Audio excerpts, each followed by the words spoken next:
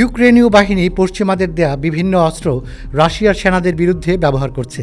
Ukraine অবশ্য এইসব অস্ত্র দিয়ে রাশিয়ার ভেতরেও হামলা চালাতে চায়। এমন অবস্থায় কঠোর হুঁশিয়ারি দিয়েছেন রাশিয়ার প্রেসিডেন্ট ভ্লাদিমির পুতিন। তিনি বলেছেন, পশ্চিমা অস্ত্র রাশিয়ায় আঘাত হানলে তার পরিণতি হবে গুরুতর।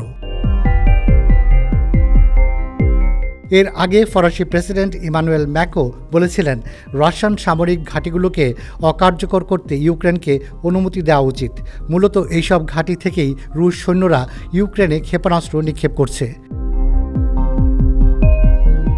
এএফপি বলছে, প্রেসিডেন্ট পুতিন এমন এক সময়ে এই মন্তব্য করলেন যখন সামরিক জোট ন্যাটোর কিছু সদস্য দেশের পাশাপাশি জোটের প্রধান জেন্স স্টলটেনবার্গ ইউক্রেনকে রাশিয়ার ভূখণ্ডে হামলা চালানোর জন্য পশ্চিমা অস্ত্র ব্যবহার করার অনুমতি দেওয়ার আহ্বান জানিয়েছেন।